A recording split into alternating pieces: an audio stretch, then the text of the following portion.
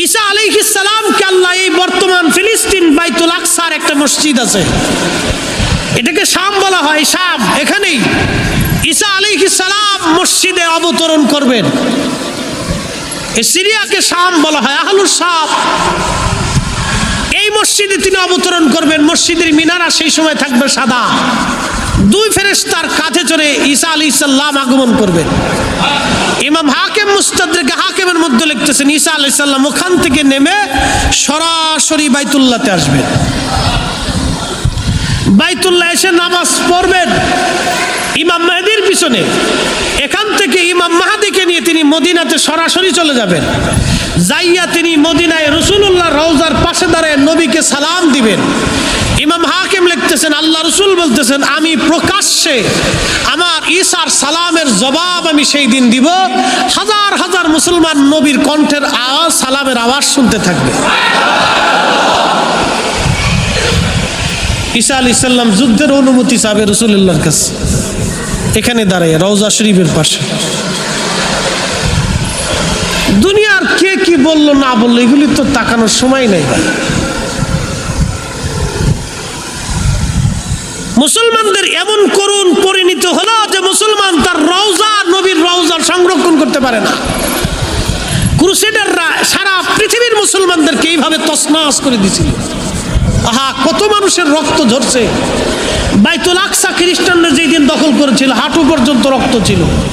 1 লক্ষ মানুষ 3 দিনে তারা জবাই দিছিল, 1 লক্ষ মুসলমান। এখন ফিলিস্তিনের কয় হাজার মরছে? ৭৬ বছরে 1 লক্ষ মরছে, আর তারা 3 দিনে 1 লক্ষ মুসলমান জবাই দিছিল। বাইতুল আকসার জন্য রক্ত আজকে থেকে যাচ্ছে না তো, ওই ইমাম মেহেদী পর্যন্ত এই রক্ত ঝরতে থাকবে। ওই জমিনে যারা রক্ত ঝরাবে পৃথিবীর শ্রেষ্ঠ মুসলমানদের মধ্যে তারা অন্যতম শ্রেষ্ঠ মুসলমান। একসাথে বলবেন না সুবহানাল্লাহ। জান্নাতে যাওয়ার জন্য শুধুমাত্র সহজ রাস্তা হচ্ছে আপনি শহীদ হবেন, জান্নাতে চলে যাবেন। আবার যেখানে সেখানে যায় শহীদ হবেন না। আরেকজনের গাড়ি পুরাবার যায় শহীদ হবেন না, আরেকজনের দোকান পুরাবার যায় শহীদ হবেন না। এই শহীদ আবার জান্নাতে যাবেন না, এটা জাহান্নামে চলে যাওয়া লাগবে। বুঝতে পারছেন? শহীদ আবার সব জায়গায় গেলি হয় না। আরেকজনের বাড়ি গাড়ি পুরাবার দেবে, শহীদ হবেন। দল পক্ষ নিয়ে মারামারি করে শহীদ হবেন, এগুলো তো শহীদ না। বাইতুল আকসার জন্য এখন যারা লড়াই করতেছে এরা হলো অরিজিনাল শহীদ। কি কথা কন না কেন? এলো অরিজিনাল শহীদ। এই রক্তের মধ্যে কোনো ভেজাল নাই। যেই মরতেছে সেই জান্নাত। ও শহীদ হতে দেরি তো জান্নাতে যাইতে দেরি হচ্ছে না। আর একটু জোরে বলবেন আল্লাহু আকবার। একবার দামি শহীদ এখন আমরা নসিবে নাই। প্রিয় মুসলমান, খুবই মনোযোগ। মুসলমান এমন করুন রওজা সংরক্ষণ করতে পারে না। খ্রিস্টানরা সিদ্ধান্ত নিল নবীর রওজা শরীফ থেকে জেসেম চুরি করে তারা ইউরোপে নিয়ে যাবে। ইউরোপে নিয়ে যাবে, রওজা শূন্য করে দিবে। তারা 2 জন গোয়েন্দা পাঠাইলো, একবারে আলেম সাজাইয়া তাদেরকে মুফতি বানাইলো, মুহাদ্দিস বানাইলো। মুফতি বানাইলো, মুহাদ্দিস বানাইলো। বিরাট বড় বড় তাদের লম্বা দাড়ি, সুন্দর টুপি, 5 ওয়াক্ত নামাজ পড়ে। এত সুন্দর যে এমন মুসল্লি, এমন নামাজি, এমন বুজুর্গ আর দুনিয়াতে কেউ নাই। এমন বুজুর্গ বানাইছে, এদেরকে শাইখুল হাদিস বানাইছে।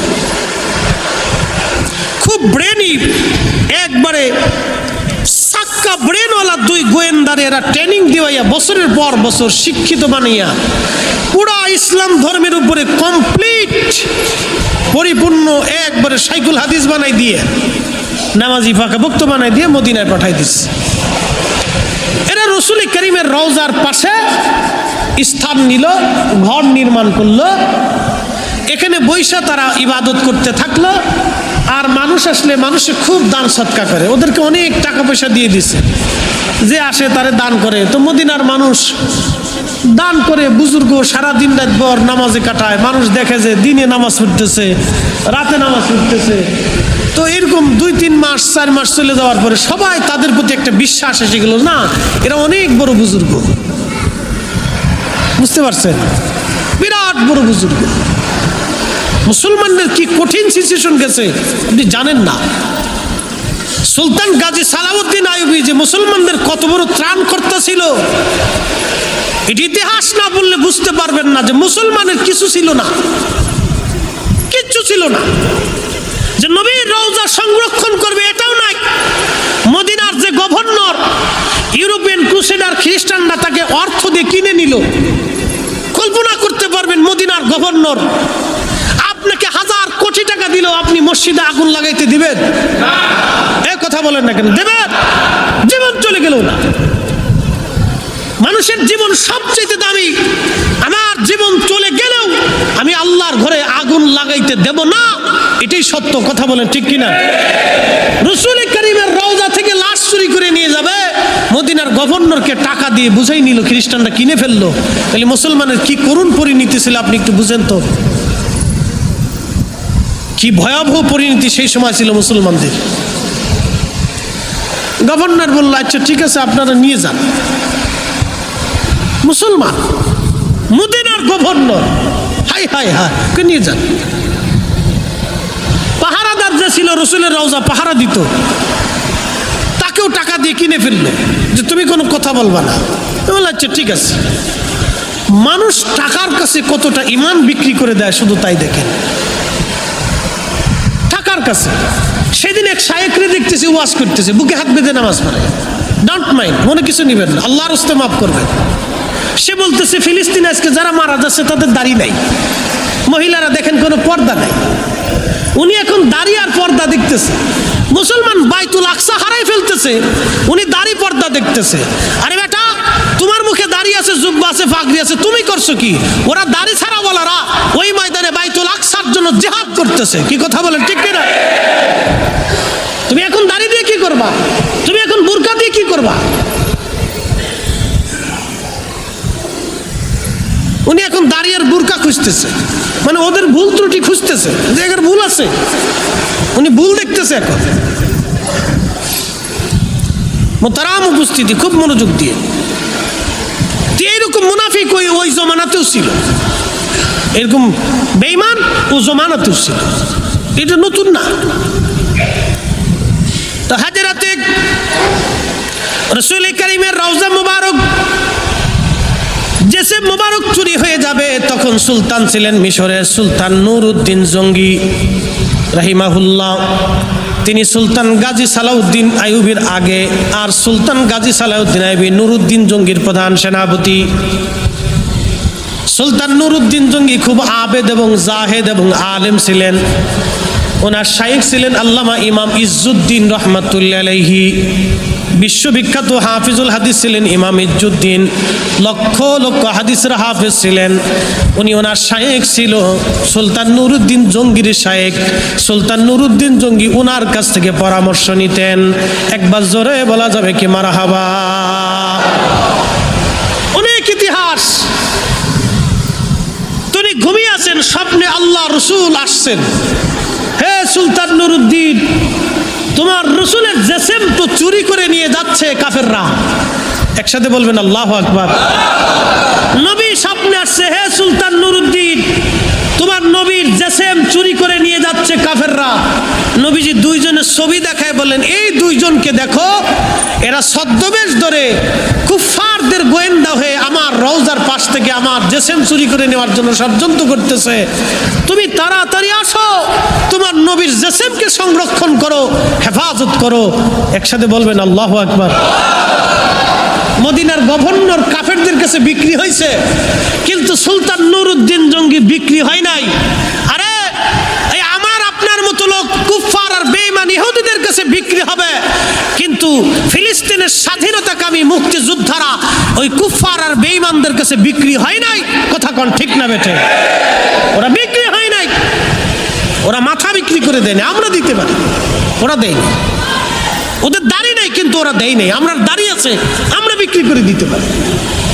ওদের নারীদের বোরকা নাই, কিন্তু ওরা নারীরা বোরকা না থাকলেও বোরকা আছে কিন্তু মুখ ঢেকে নাই। মুখ না ঢাকলেও ওদের নারীরা আম্মাজান সারার বংশ, আম্মাজান হাজারার বংশ, হযরত ইউসুফের বংশ, ইয়াকুবের বংশ, ইসহাকের বংশ, সাইয়্যিদুনা ইব্রাহিম আলাইহিস সালামের বংশ। আপনি কাকে কি বলতেছেন? ইব্রাহিম আলাইহিস সালামের বংশ। সাইয়্যিদুনা ইব্রাহিম আলাইহিস সালামের রক্তধারা, ওদের ভিতরে বহু রক্ত আছে। খুব মনোযোগ দিয়ে, হযরত মারিয়াম আলাইহিস সালামের রক্ত। মারিয়াম আলাইহিস সালাম ওই মসজিদে লালিত পালিত হয়েছে। হযরত হান্না, হযরত ইমরান ওই মসজিদে থাকছেন, বাইতুল আকসার ইমাম ছিলেন। হযরত উযাইর ওই মসজিদের ইমাম ছিলেন। মারিয়াম আলাইহিস সালামের বাবা ওই মসজিদের ইমাম। হযরত ঈসা নবীর নানা ওই মসজিদের ইমাম। ঈসা আলাইহিস সালামের মা ওই মসজিদের খাদেমা। ঈসা আলাইহিস সালাম ওই অঞ্চলের বাসিন্দা, ওই এলাকার রক্ত। একসাথে বলবেন না মারহাবা? আপনি কারা কি বলতেছেন? বুঝে সুঝে বলার দরকার তো। এগুলি ইতিহাসও জানে না, এগুলো সব ওই ইহুদিদের টাকা বিক্রি হয়ে গেছে। দেখেন না, আমার দেশে শুধু ফেতনা বাঁধায়। আচ্ছা, মনে কিছু নিয়েন না, ইসলাম তো এ দেশে ভেসে আসে নাই। ইসলাম তো শাহজালাল রহমতুল্লাহ হাত ধরে আসছে। শাহজালাল রহমতুল্লাহ 800 বছর আগে দেশে ইসলাম আনছে। তো 800 বছর ধরে তো আমরা এইভাবে নামাজ পড়তেছি। শাহজালাল তো আসমান থেকে উড়ে আসে নাই, উনি তো আরব থেকেই আইছে। কি আমার কথা ঠিক আছে কিনা? উনি আরব থেকে আসছেন। 360 জন ওলি এখনো তো সিলেট দিয়ে, ভারত দিয়ে, উত্তরবঙ্গ দিয়ে ঘুমিয়ে রয়েছে। তোমরা তো সারা জীবন এইভাবে আমাদেরকে নামাজ শিখাইলেন। তারও 200-300 বছর আগে খাজা মাইনুদ্দিন চিশত আজমেরের সেঞ্চুরি আসলেন ভারতে। তিনারা তো এইভাবে নামাজ শিখাইলেন। খাজা আজমেরি তো আর আকাশ থেকে ভেসে আসে না, উনিও তো আরব থেকে আসছে। তো উনি তো এইভাবে নামাজ শিখাইলেন। হঠাৎ করে আপনি 1450 বছর পরে আসে আমার মসজিদে আপনি ভেজাল বাঁধিয়েছেন কে? আমি তো 1400 বছর ধরে হকের উপরে আছি। আমি তো রাসূলুল্লাহর তরিকায় নামাজ পড়তেছি। কি কথা কন না কেন? আমি তো রাসূলুল্লাহর তরিকায় নামাজ পড়তেছি, আপনি এসে আমার নামাজে ভেজাল বাঁধাইতেছেন কে? কারণটা কি? আপনার উদ্দেশ্যটা কি? আপনার এখানে উদ্দেশ্য কি? আমার ভাই ভাইয়ের ভিতরে আপনি ঝগড়া বাঁধাচ্ছেন কেন? আমার ছেলে সন্তানের ভিতরে আপনি ঝগড়া বাঁধাচ্ছেন কেন? মসজিদের ইমাম মুসল্লির সাথে আপনি ঝগড়া বাঁধাচ্ছেন কেন? আমি তো ঠিকই নামাজ পড়ে আসতেছি, রাসূলুল্লাহর তরিকায় পড়তেছি। আমাদের মাযহাবের ইমাম আবু হানিফা, ওনার উস্তাদের নাম ইমাম ইব্রাহিম নাখঈ, তার উস্তাদের নাম হযরত আব্দুল্লাহ ইবনে মাসউদ রাদিয়াল্লাহু আনহু। তিনি মুসলিম মিল্লাতের সবচেয়ে বড় ফকি ছিলেন, রাসূলুল্লাহর পরে সবচেয়ে বড় মুফতি ছিলেন উনি। উনার উস্তাদ আল্লাহ রসুল, রসুলের উস্তাদ আল্লাহ, আল্লাহ ছাত্র নবী, নবী ছাত্র ইবনে মাসউদ, ইবনে মাসউদের ছাত্র ইমাম ইব্রাহিম নখঈ, তার ছাত্র আমাদের মাযহাবের ইমাম আবু হানিফা রাহমাতুল্লাহ আলাইহি। তাহলে উনার নামাজ বুঝে নাই, আপনি 1450 বছর পরে এসে নামাজ বুঝাইতেছেন। কারণটা কি? এগুলো তো আফসোস। এগুলি মধুর মুসলমানদের ভিতর ডাইভার্সন নীতি, ডিভাইডেড নীতি, ভাগ করে দাও। ওরা নিজেরা এগুলি নিয়ে কামড়াকামড়ি করবে, ওরা একত্রিত হবে না। এই আমরার ভিতরে এগুলি দিয়ে কামড়াকামড়ি করে আমাদের ভিতরে ফিতনা বাঁধাই দিতেছে। এগুলো ফিতনাবাজ, অন্য কিছু না। 1450 বছর পর্যন্ত আমরা হকের উপরে আছি। কথা বলেন ঠিক কিনা? হকের উপরে আছি, আমরা সঠিকভাবে নামাজ পড়তেছি। আমাদের নামাজে কোনো গাফিলতি নেই, কোনো ভুল নেই। মোহতারাম, এগুলি এখন না বললে আপনারা বুঝবেন না। আমার কাছে ডকুমেন্টস অনেক আছে, কিন্তু আপনাদেরকে মুখতাসার সহজ ভাষায় বুঝাইলাম যে 1000 বছরের দিন এদেশে চলতেছে। 1000 বছর ধরে পৃথিবীর কোনো মুহাদ্দিস, কোনো শাইখুল হাদিস কেউ আজও পর্যন্ত আমাদের নামাজে এসে ভুল ধরে বললো না এই নামাজটা ভুল হচ্ছে, রসুলের তরিকায় হচ্ছে না। আপনি হঠাৎ করে এসে মিডিয়ার যুগে ইউটিউবে দিয়ে, ফেসবুক দিয়ে আপনি একবারে বুঝাই দিলেন এই যত হানাফিরা নামাজ পড়তেছে সব ভুলের মধ্যে আছে, আমি সহি করে ফেলতেছি। এগুলো হচ্ছে ডিভাইডেড নীতি, মুসলমানদের মধ্যে ভাগ করে দাও। ওই সেই সময় ক্রুসেডের সময় ছিল। মোহতারাম, সময় কম। নুরউদ্দিন জঙ্গি সুদূর মিশর থেকে মদিনাতে আসছেন 3 দিনে। উনি ওনার একবারে স্পিডওয়ালা সবচেয়ে বড় শক্তিশালী ঘোড়া প্রধান সেনাপতিকে বললেন তাড়াতাড়ি করো, আমাকে এমন কিছু সৈন্য দিবা যারা একবার শ্রেষ্ঠ কমান্ডো, আমার সাথে দ্রুত গতিতে চলতে থাকবে, 3 দিনে কোনো বিশ্রাম হবে না। রাসূলুল্লাহ আমাকে স্বপ্ন দেখাইছে যে কোনো মূল্যে আমাকে মদিনায় পৌঁছাইতেই হবে। একসাথে বলবেন আল্লাহু আকবার। হায় হায় উম্মত কি ছিল সেই দিন। উনি ওনার কয়েকজন কমান্ডো খুব শক্তিশালী সৈন্য নিয়ে, অনেক অর্থ নিয়ে 3 দিন 3 রাতে শুধু নামাজ ছাড়া আর কোনো বিশ্রাম করেন নাই। 3 দিন 3 রাত পর্যন্ত শুধু মিশর থেকে ঘোড়া দাবড়াইয়া একসাথে মদিনাতে আসছে। তখন তাহাজ্জুদের সময়, তাহাজ্জুদ পড়লেন, ফজর পড়লেন, ঘোষণা দিয়ে দিলেন সমস্ত মদিনাবাসী আসেন, আমি মিশরের সুলতান নুরুদ্দিন জঙ্গি আপনাদেরকে হাদিয়া দেওয়ার জন্য আসছি। মদিনার কোনো ব্যক্তি ঘরের মধ্যে থাকবেন না, দয়া করে সবাই আসবেন। ঘোষণা শোনার পরে মদিনার সব মানুষ মসজিদে নববীর সামনে উপস্থিত হয়েছে। সুলতান নুরুদ্দিন জঙ্গি সবাইকে হাদিয়া দিলেন, কিন্তু আল্লাহর নবী যে 2 জনের চেহারা দেখাইছে, এই 2 জনকে আর দেখা যায় না। সুলতান নুরুদ্দিন জঙ্গি বলেন, মাদানীরা আপনারা কি সবাই আসছেন? বলে হ্যাঁ আসছি। বলে না, এখনো 2 জন বাকি আছে। সুবহানাল্লাহ কইতেন না? এখনো 2 জন বাকি আছে। বলতেছে না তো, আমরা তো মদিনার সব মানুষ ঘর থেকে বের হয়ে আসছি। তখন কিছু লোক বলতেছে, হ্যাঁ রওজা শরীফের পাশে 2 জন বুজুর্গ আছে, এরা কোনো মানুষের সাথে দেখা করে না, খুব দান সদকা করে, সারাদিন রাত ভরে খালি নামাজ পড়ে। সুলতান নুরুদ্দিন বলেন, ওই 2 জনই আমার দরকার, ওই 2 জনকে আমার দরকার, ডেকে নিয়ে আসেন। বলে উন্ডা কারোর সাথে দেখা করে না, খুব বুজুর্গ, কোনো রাজা বাদশার সাথেও দেখা করে না। বলে না, দেখা করলে জোর করে ধরে নিয়ে আসতে হবে, তাদেরকে আমার দরকার। একসাথে বলবেন আল্লাহু আকবার। তার কমান্ডার সৈন্যরা যা জোর করে ধরে নিয়ে আসছে। আসেন বুজুর্গরা, আর বেশি সময় নাই। সুলতান নুরুদ্দিন জঙ্গি 2 জনের চেহারা দেখার পরে শিশু বাচ্চার মতো কাঁপতেছিলেন, থরথর করে কাঁপতেছিলেন। মদিনার মানুষ বলতেছে, সুলতান আপনি কি জন্য কাঁদতেছেন? সুলতান নুরুদ্দিন জঙ্গি রহমাতুল্লাহ আলাইহি বললেন, ও মদিনারা, মাদানীরা শোনো, আজকে 3 দিন আগে নবীজি আমাকে স্বপ্ন দেখাইছে, এই 2 জন গুপ্তচর, খ্রিস্টানদের ক্রুসেডারদের গুপ্তচর, তাদেরকে বহু ট্রেনিং প্রাপ্ত করে মদিনায় পাঠায় দিচ্ছে। তারা আমার নবী রওজা মোবারক থেকে, রওজা শরীফ থেকে জেসেম চুরি করে নেওয়ার জন্য তারা আসছে। আমাকে নবী রহমাতুল্লিল আলামিন স্বপ্ন দেখাইছে, এই জন্য আমি আসছি, তোমাদেরকে হাদিয়া দিলাম এই 2 জনকে দেখার জন্য।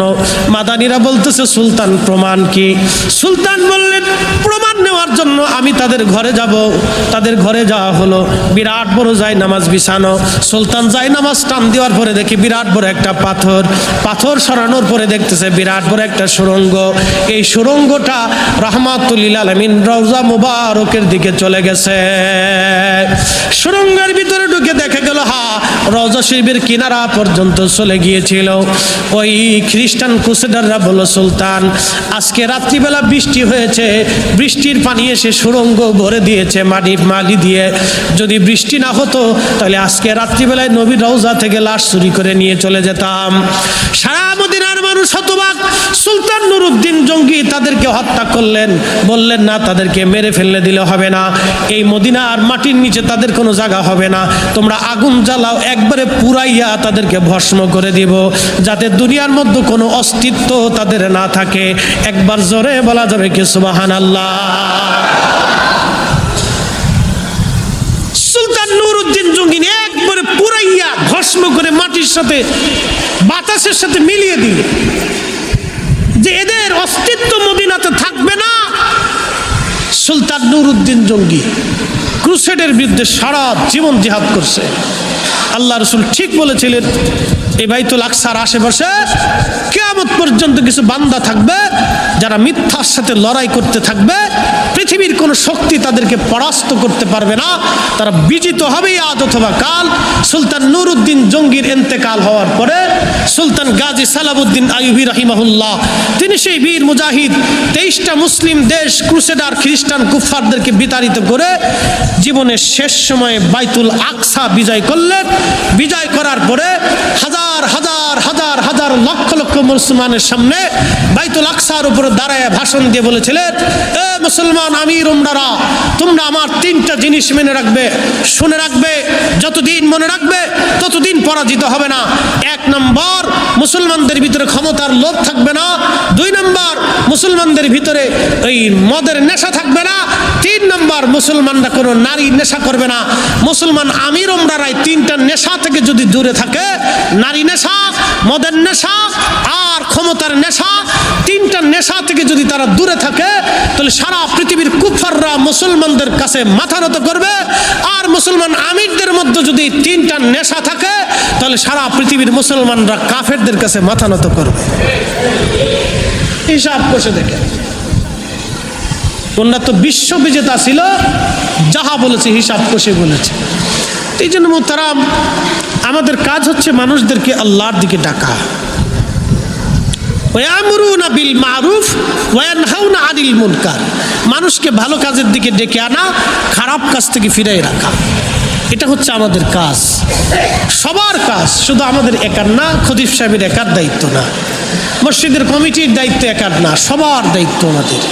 আমরা যেন সবাই এই কাজে সাহায্য করি, সহযোগিতা করি, অর্থ খরচ করি, বিদ্যা খরচ করি, জবান খরচ করি, শারীরিক শ্রম করি। আমাদের কাজ হচ্ছে মানুষকে আল্লাহর দিকে ডাকা, ভালো কাজের দিকে ডাকা, খারাপ কাজ থেকে ফিরে রাখা। রাসূল করিম সহিহ মুসলিমে বলছে, উম্মত, তুমি যখন খারাপ কাজ দেখবে তখন তুমি এটা হাত দিয়ে প্রতিহত করার, অন্যায় দেখলে হাত দিয়ে প্রতিহত করার চেষ্টা করবে। যদি ক্ষমতা না থাকে তো জবান দিয়ে প্রতিহত করার চেষ্টা করবে। যদি তাও না থাকে তো অন্তর থেকে ঘৃণা করে চলে আসবে। এটা সবচেয়ে দুর্বল ইমানের পরিচয়। মোহতারাম উপস্থিতি, আল্লাহ আমাদের প্রত্যেকের ভালো কাজ আঞ্জাম দেওয়ার তৌফিক দিক। সকলে বলেন আমিন।